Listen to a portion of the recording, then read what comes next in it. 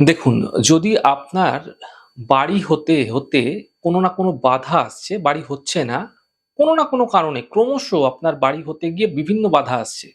আপনি একটা শখের জমি কিনেছেন, জমি পড়ে আছে, আপনার বাড়ি হতে চাইছে না। এমন ক্ষেত্রে খুব নিরাশা চলে আসে মনে, তাই না? যে মনে হয় আর বোধহয় বাড়ি হবে না। দেখুন, মানসিক স্থিরতা রেখে একটি ছোট্ট উপায়ে ১৯শে নভেম্বর বিকেল ৪:৩৭ থেকে ৪:৫০ এই সময়কালের মধ্যে যেখানে গৃহ নির্মাণ হচ্ছে, এরকম কাছাকাছি তো কোথাও হয়? গৃহ নির্মাণ হচ্ছে, কোনো মন্দির নির্মাণ হচ্ছে। বিশেষ করে যদি গৃহ নির্মাণ হচ্ছে কোথাও, এরকম স্থান থেকে তাদের পারমিশন নিয়ে তাদের জিজ্ঞেস করে সেখান থেকে একটা ইট নিয়ে চলে আসবেন। মাটির ইট হতে হবে। এখন তো আবার ওইসব বিভিন্ন ধরনের সিমেন্টের ইট-টিট রয়েছে, ও সমস্ত চলবে না।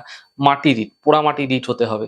সেখান থেকে নিয়ে চলে আসবেন এবং সেই ইটটি আপনার গৃহে রেখে সেই দিন থেকেই প্রতিদিন সামান্য কাঁচা দুধ এবং সামান্য গোলাপ জল ইটের মধ্যে দেবেন এবং দিয়ে আপনার ডান হাতের অনামিকা আঙ্গুল দ্বারা সেই ইটের মধ্যে দুধ, গোলাপ জল মিশ্রিত অবস্থায় সামান্য ডলে কপালে তিলক করবেন। এই প্রক্রিয়া একটানা ৪৫ দিন করে যান। মাথায় রাখবেন যে সময়টি আমি আপনাদের জানিয়েছি, এই ইটটি তখনই কিন্তু আপনাকে নিয়ে আসতে বলেছি। সেই সময় দেখে এই প্রক্রিয়াটি করবেন। দ্বিতীয়ত হচ্ছে আপনারা কোনোভাবেই তিলক কাটা বন্ধ করবেন না। টানা ৪৫ দিন করে যাবেন। যে বাধা আসছিল আপনার জীবনে বাড়ি হতে গিয়ে, যে বিঘ্ন আসছিল, বাড়ি হচ্ছিল না, বাড়ি হতে গিয়ে বিভিন্ন ধরনের ডকুমেন্টারি প্রবলেম, লোন সম্বন্ধীয় সমস্যা সমস্ত কিছু অতিক্রম করে আপনার বাড়ি নিশ্চিতভাবে হবে।